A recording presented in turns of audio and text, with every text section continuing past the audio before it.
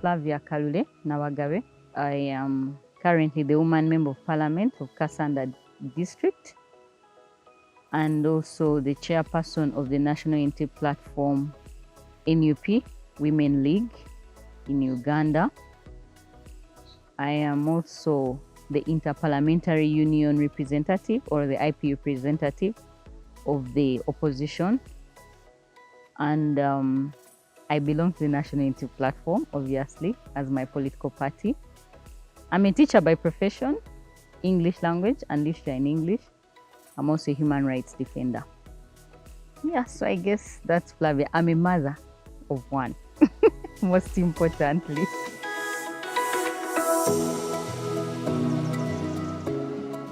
Namilyango College has been a household name in our home, really, because I have brothers, I have cousins, and my husband as well is an OB of Namilyango College.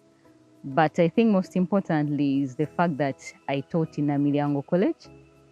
I taught there for quite, I think about 5 years, 5 to 6 years.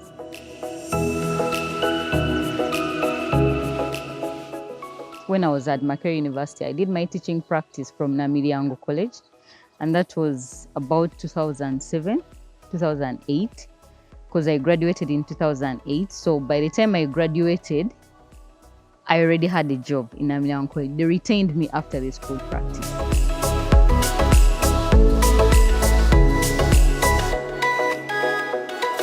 First of all, it's not just the word education and the responsibility, which are common words that everyone knows.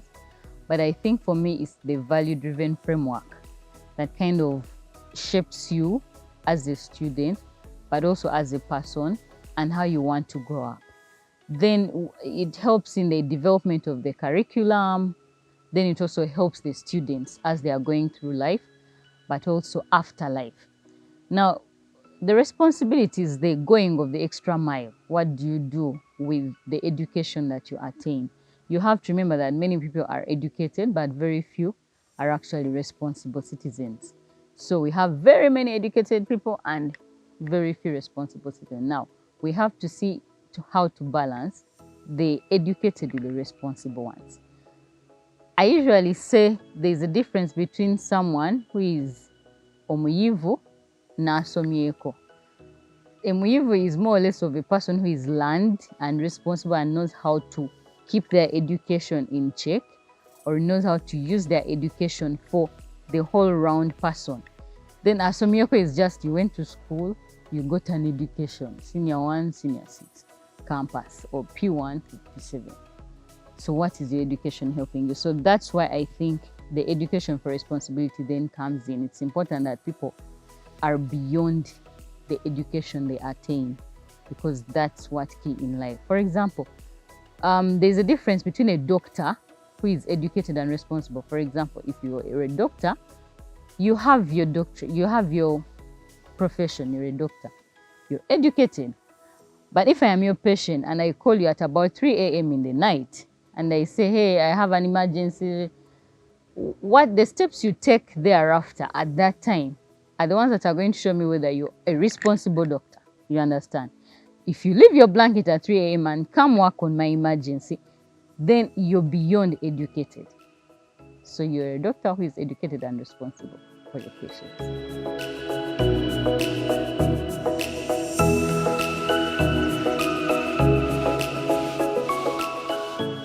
It's very important.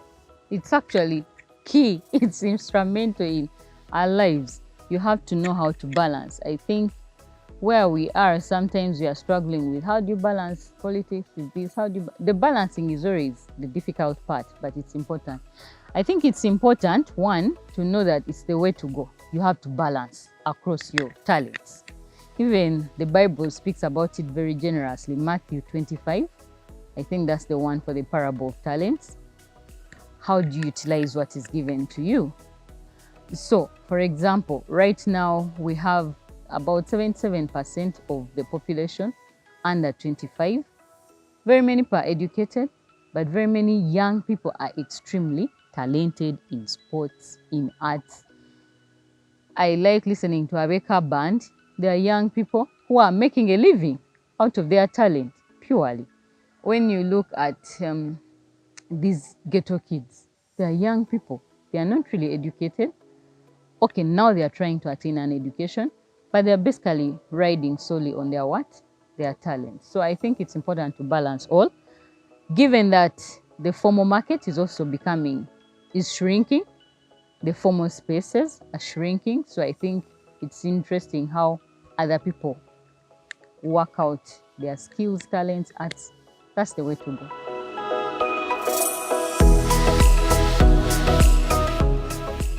Education it's still the key.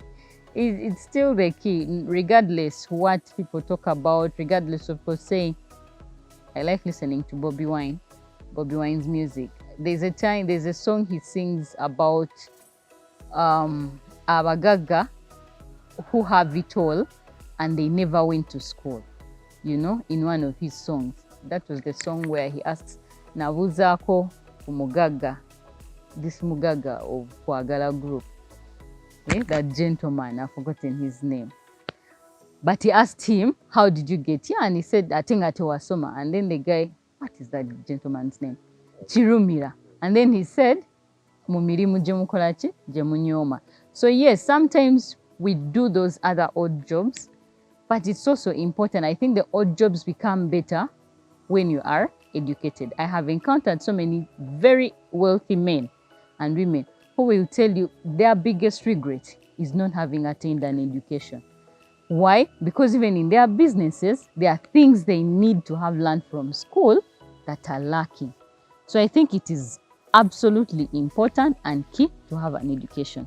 It is also critical to understand that one of the things you need to focus on is which kind of education that you get and from which schools.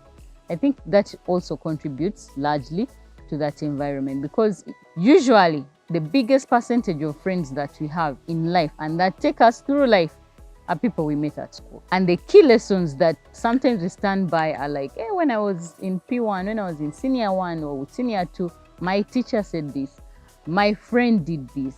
So you go through life's lessons, but from the people you met in schools. So I think it's important that that environment stays in there.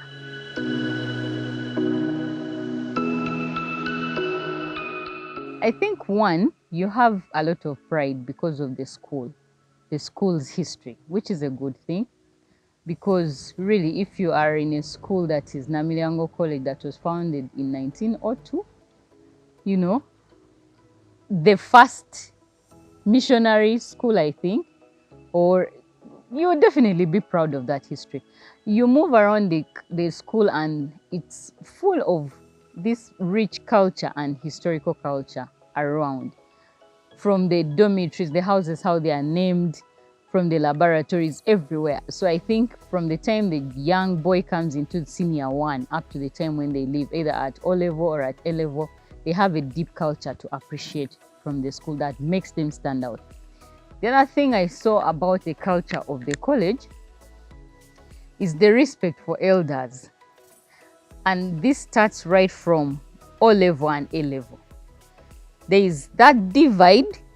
It's not a divide. It's not an antagonizing divide that people are at war with each other, or no. It's just the respect. Those are from A level, these are from O level. You have to have that respect. But at the same time, they work together, in so many things. Whenever we come to house competitions, you see them coming in and working together. I think the other thing that stands out for me for the college is the rugby culture that they have had. And for this colleges, you may think there's no other game at the college. I didn't even know that they played football. It was even weird watching them playing football, by the way. But I think the rugby culture stands out. And it's one of the things that is synonymous with the school, with the college, that is extremely delightful to watch. And of course, the endless beef with the smarkists. I just don't know what's there, but that's also their culture. And it's good because it provides healthy competition across board. which I find interesting because you don't want them to win you in academics. You want to be the ones on top. You don't want them to win in the games. It's a healthy competition. I wouldn't say it's a really bad one.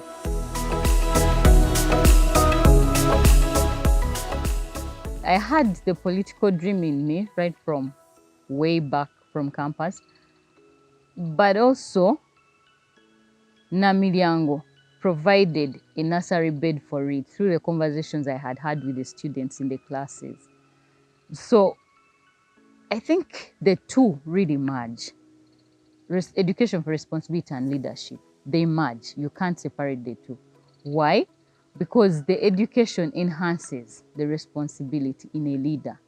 How are you going to live a lifestyle of making key decisions, you know, as a person, of being a team leader or a team player, when you don't know the basic foundations, you don't have the basic foundations of responsibility. And right from class, when you're with your fellow students, whether as a class captain or as a team captain in sports, or as a patron, you know, in the liturgy or something in there, it's important. And one of the lessons that I keep telling people is you learn how to become a team player because you're not alone in this environment. But also, I have seen those boys, how they have solidarity for each other.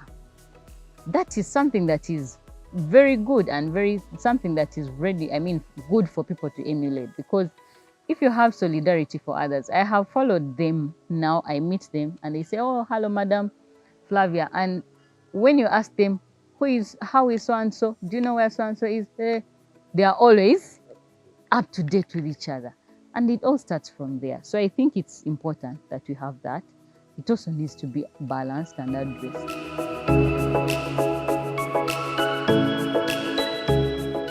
A number of things. You look at so many things in the country.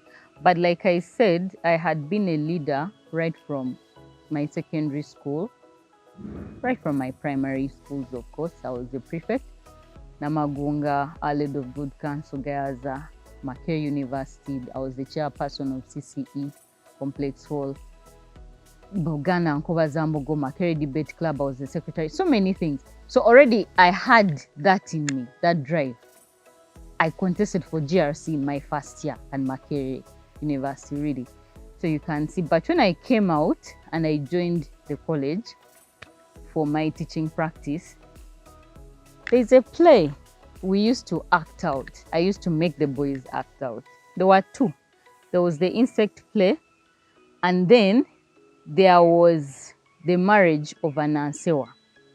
I think for me, those two really brought out two key things: conversations about life, the uselessness of life, but also the conversation about the respect of men and women. How do they respect each other and how do they regard each other in terms of relationships? And we used to argue a lot about how if a man has a lot of money, they can easily command women into doing anything. I'm a women's rights activist. Of course, that got me, you know, in the wrong or right way, I don't know. But it inspired me further to join a women's rights organization to fully appreciate women's rights and politics, and see how to fight for the plight of women more, and also see how to be their voices. So I left there in a bid to rather demystify some of the gender beliefs and myths that we have around women and men and power plays and relationships. So I guess that's what really inspired me to join politics, because I wanted to be the voice for women. I guess that's why I am pulled so much towards women advocacy most of the times.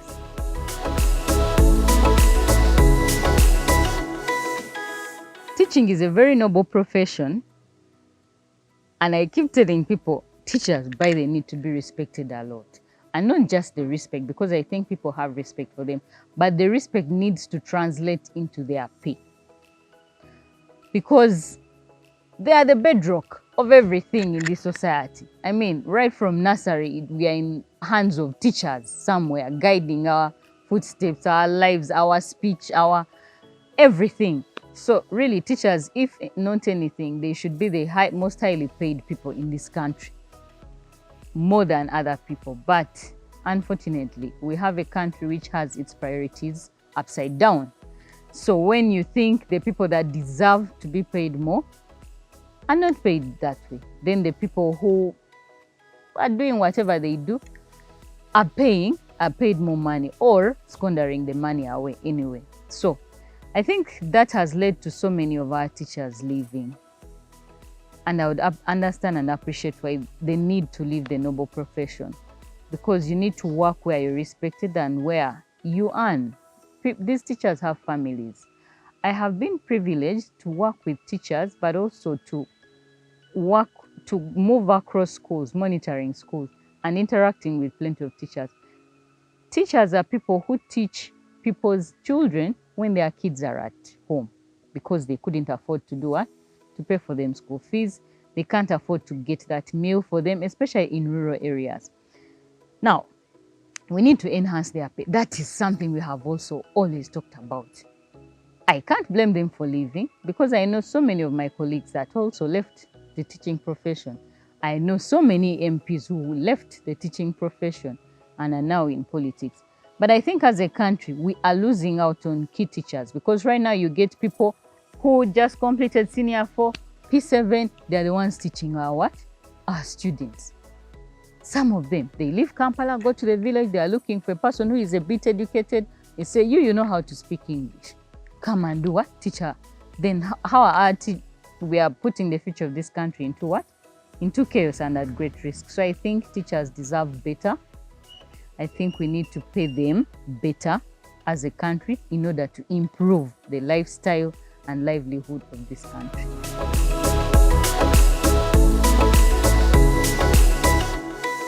I haven't been there personally for the leagues, but my husband has been there so many times. Like I mentioned, he's Ngonian. And I see it in him whenever he leaves home and comes back, whenever we have that. The excitement, the spark of meeting friends and reliving their days while at college, but also outside college.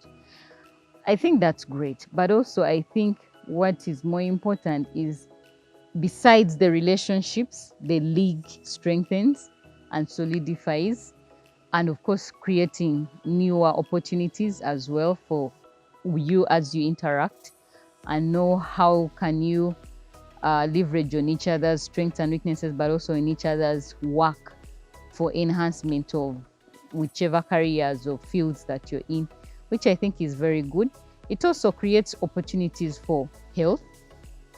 You know, these days we have so many issues with blood pressure, clots, young people dying because they don't have healthy lifestyles. So I think the league also brings out that. One, to show you that you have to be healthy and fit. And then secondly, solidifying the relationships. But also, you people do a good thing, mentoring younger people, And for me, I think that's what I appreciate most about the Namilyango League. The mentorship, not only in sports, but also in the arts sector and in so many other sectors. Education, the fact that your foundation is built on education is key. That means every time you're talking to people, you have to talk to them about education, the importance and value of education, because that's what is bringing all of you together. So for me, that works for me, and I hope the league continues until further notice.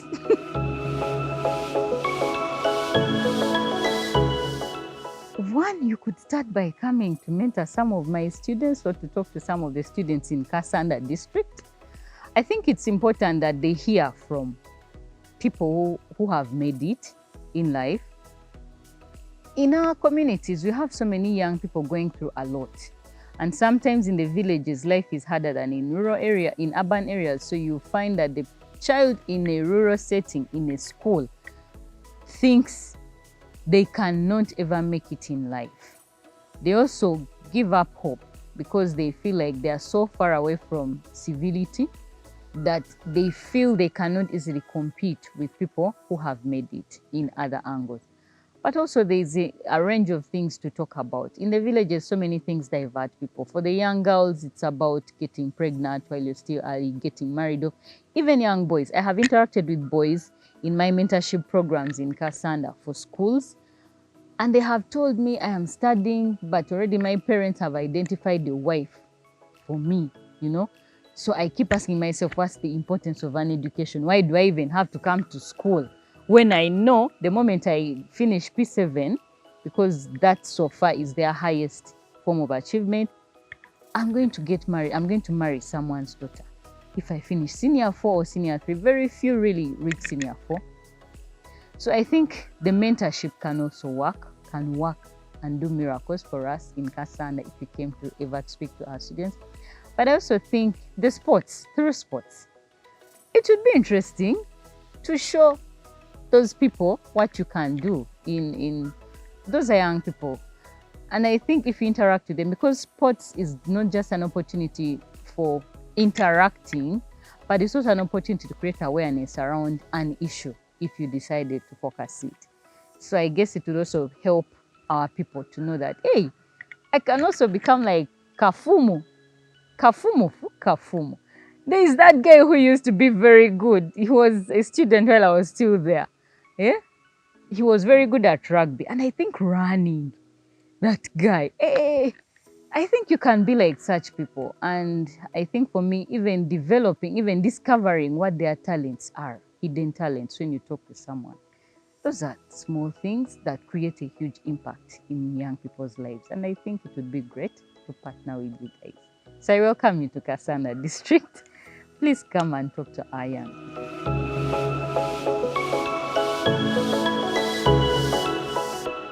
I have so many stories of Namilyango College because I taught all classes, senior 1 across to A level. But the most interesting bit that I have about the college is their love for rugby. And I was a assistant patron of the rugby club. I was deputizing Mr. Bismana Vale. So there's a time we went to Arusha for the school games, East Africa school games. And so this was the first time I was encountering people from all schools, but young people who are extremely passionate about sports. And this time around, I had not only gone as a student, but I had gone as a teacher accompanying my team. The passion that I saw in there, of course, Namilyango students are in love with rugby. So I guess that's why I escorted them. I loved their love for rugby. So that's when I became highly engrossed in it and I escorted them. Of course, we won that time. We won and we came back. But it's so interesting how you come back to school and then there's this whole beef between the Smarkists and the Ngonians in rugby. That's something I just never could understand, but those are some of the memories I have that I really hold dear to Namilyango. And then most importantly, the Namilyango Day. That is key.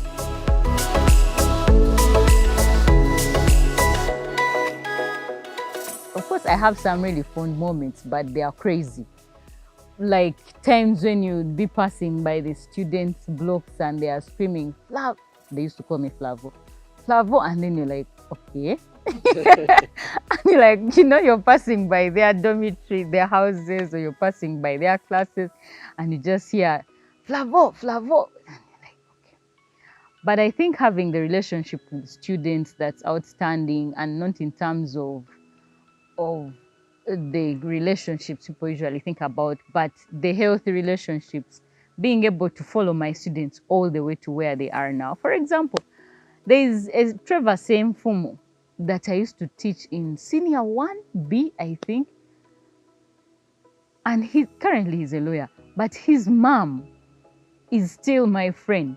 We actually became friends because I was teaching his son. And because I took particular interest in his son when he was weak, and we wanted to see how to bring him up. And now he's a great lawyer. So I think I have so many fond memories of the college. Yeah, that and Namilyango Day, where I danced for the students, the days of this guy, Navio. There's a time Navio came to school for Namilyango Day, and I danced with him, and the students went wild. So some of those things make me happy. Yeah.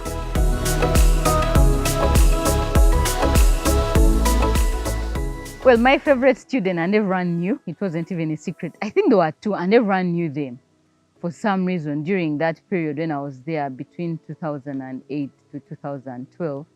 There's a gentleman called Otim Joel. He was a head prefect. Right now he's a lawyer. Joel and I were just like this, like everywhere.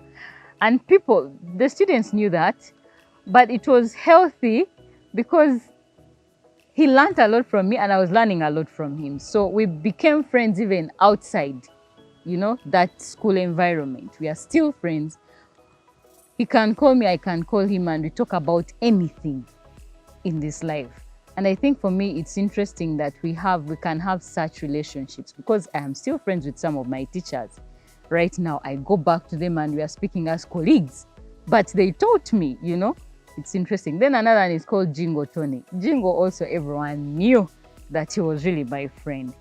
And Jingo was more in Rotaract Club.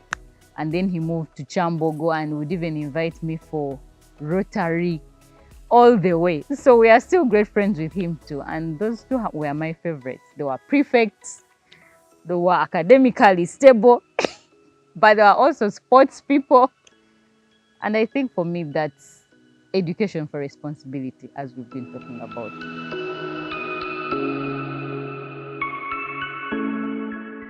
Mr. Muguluma is a very interesting person. He's my friend. Of course, he's a mentor. But most importantly, I'm friends, very much friends with his kids, especially Galawuzi, the first one, Andrew, because we were classmates with Andrew. Anyway, for Mr. Muguluma, I remember the very first time I went to seek for a school practice position as a teacher, as a student teacher. I went into his office and he asked me, but Flavia, guy, you're so young. How will you be able to manage these boys? Some of them are much taller than you, much bigger than you, much older than you, much everything than you. How will you be able to, to control the class, to teach them, to... I remember I just told him one thing. Sir, I am the chair lady of CCE, Complex Hall at Makerere University. I am the secretary of the Makerere Debate Club Society. How I manage campusers is the same way I will manage these young boys. You think these young boys will be difficult for me to manage? He just laughed and said, okay, I will give you the position. You come and do your practice from here and we see. But at the end of the day, when they assessed, because at the time, I think we were 5 student teachers on internship, at the end of it, when they were assessing all of them, I was the best. Because I think they retained only one by they retained only me in that year. The rest were all taken away, Because I think I had good guidance from Mr. Muguluma. I had good guidance from the teachers in my department, the English language department. Miss Beatrice was the head by then Mr. Ziwa. Mr. Ziwa, for example, was my teacher in A level. And then I met him at college and I was teaching with him. So it's interesting. I've been talking about relationships with teachers that continue even afterwards. Mr. Muguluma was a great mentor. Mr. Muguluma inspired me a lot, especially in terms of relationships. He really wanted me to settle as fast as possible in a relationship, in marriage, being a family man, which I appreciate about him, by the way, and needed me to give birth early as a young woman. And I kept telling him, time will come and I'll settle. And now I'm settled and now I'm a mother. So he sent me a message immediately, congratulations, telling me now is the right time, I have done it. He was happy. So, Mr. Muguluma, thank you. He also gave me the best advice ever in life, which I'm going to give you guys as well. I remember when I was leaving Namilyango College, I had written a resignation letter because I was never chased. I just left. He told me, no, never write resignation from work. because that means you can never come back in case of anything. Because if someone looks through your file and they say you resigned, that means you left without wanting to come back. So let your heading be absent without pay. Yes, you know, and I had to change that. And imagine I was going to tell him that, you know, sir, thank you very much. Now I'm leaving your school. I'm going to another position. Any person would have felt bad, any employer, definitely. But he just guided me on how to go about it. And it's something I have done for all my other jobs that I've kept leaving, because I keep leaving jobs. I feel like it's time for me to move on. And I leave, I don't resign. I tell them I need to move on, and I move on and go do something else. So, never write resignation. Please write absent without pay, only without pay, because then you can easily go back over to your own.